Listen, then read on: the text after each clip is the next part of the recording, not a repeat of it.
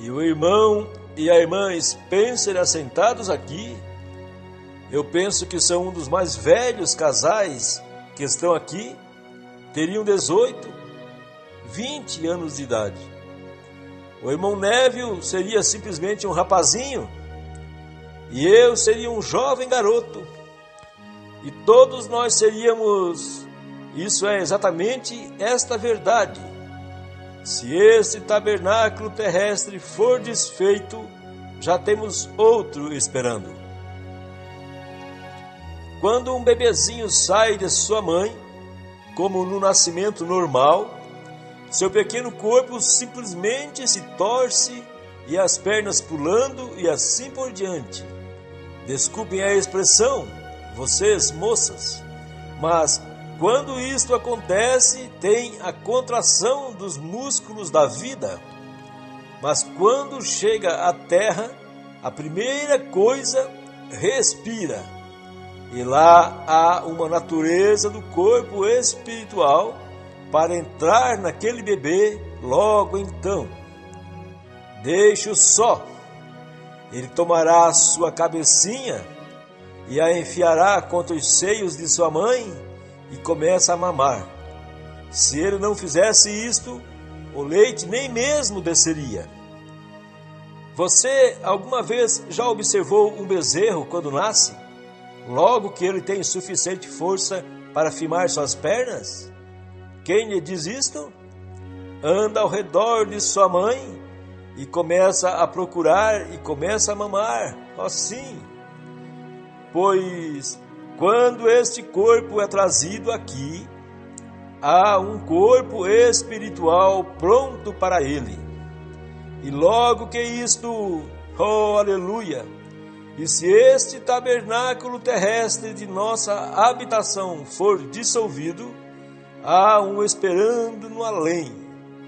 Logo que sairmos deste e entrarmos naquele, um que não deseja um gole de água fria, que não tem necessidade de um gole de água, um que não come, eles não são do pó da terra, mas eles são simplesmente tão reais, e podemos sentir e estreitar as mãos, e simplesmente amar, e tudo é perfeito, e aquele corpo está esperando no além, é parte dele, existem 3 deles. Você começa a sua vida eterna bem aqui no altar. É aqui que você começa a eternidade. Oh, você começa a vida eterna bem aqui. Então você é nascido outra vez, um filho de Deus. Então quando você morre, você começa... Quando a morte te atingir neste corpo e o coração parar de bater, e as rodas mortais começarem a se silenciarem, aquela pequena sombra que era uma sombra da sombra, em um segundo ela se torna uma sombra da sombra. Então, em seguida, ela se torna a sombra. Então, em seguida, se torna um pequeno fio. Então, logo se torna um córrego. E em seguida se transforma em um rio, e logo se torna em um oceano, e depois de algum tempo você estará de pé na presença de seus entes queridos lá no além, vestido com a roupagem de corpos celestiais. Vocês conhecerão uns aos outros, amarão um ao outro, você regressará a ser um jovem e uma jovem outra vez. Exatamente correto. Espera lá até a vinda do Senhor Jesus. E em algum dia, aquele corpo glorificado de sua... Agora recordem, aquele é um corpo celestial, não um glorificado, um corpo celestial. E em algum dia, aquele corpo celestial estará nos céus com Jesus.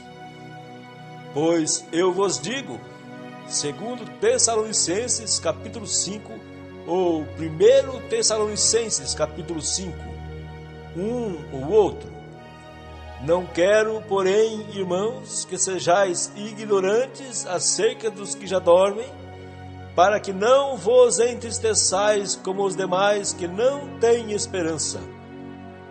Porque, se cremos que Jesus morreu e ressuscitou, assim também aos que em Jesus dormem, Deus os tornará a trazer com ele. Dizemos-vos, pois, isto pela palavra do Senhor, que nós, os que ficarmos vivos para a vinda do Senhor, não precederemos ou impediremos, a melhor palavra, impediremos os que dormem, porque a trombeta do Senhor soará e os que morreram em Cristo ressuscitarão primeiro. Estes corpos celestiais descerão e estarão na terra, corpos glorificados. Depois nós, os que ficarmos vivos, seremos transformados em um momento, num abrir e fechar de olhos, e seremos arrebatados juntamente com eles a encontrar o Senhor nos ares. Não beberei mais do fruto da vide, nem comerei mais até que eu coma outra vez convosco no reino de meu Pai. A ceia do Cordeiro. Pois nos 3 anos e meio o anticristo terminará o seu reinado, o mundo inteiro será destruído, os judeus serão chamados. José fez a si mesmo conhecido para os gentios ou para os judeus. Recordem, quando José fez a si mesmo conhecido para os irmãos, lá não havia nenhum gentio presente. Quando ele enviou, vocês conhecem a história? José, o tipo perfeito de Cristo, em todos os modos. E quando José enviou os seus irmãos, e eles desceram, e ele olhou e viu o pequeno Benjamim, e ele os viu lá, e então eles disseram: ora, este sujeito, nós não devíamos ter matado nosso irmão José. Os judeus, vendo que eles haviam cometido um erro, agora quando ele está fazendo a si mesmo conhecido a eles, e José estava tão satisfeito que ele teve que chorar por pouco, então despediu sua esposa e seus filhos e todos os guardas e tudo mais, e os enviou ao palácio. Exatamente correto. E então, na presença tão somente dos judeus, ele disse: eu sou José, vosso irmão, eu sou vosso irmão. Então eles prostraram e começaram a tremer e disseram: agora sabemos que receberemos aquilo, porque nós matamos o nosso irmão. Nós dissemos que matamos o nosso irmão, e agora ele é este grande rei. Ele disse: Deus fez isto por um propósito, para salvar vidas. Esta é exatamente a razão pela qual Deus fez isto, para nos salvar, os gentios.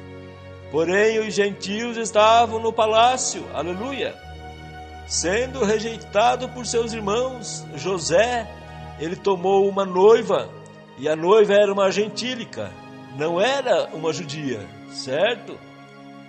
Agora, onde você está chegando agora? Depois de colocarmos este corpo glorioso e a grande era que está por vir, quando este corpo glorificado, este corpo celestial for feito um corpo glorificado, entendeu você o que eu quero dizer agora? Então poderei ir e dizer: irmão Neville, deixe-me te dar uma pequena ilustração. Eu digo: irmão Rames, vamos para o papai nesta manhã. Ele é Deus. Nós o conhecemos agora. Ele é um Salvador. Ele é um Criador.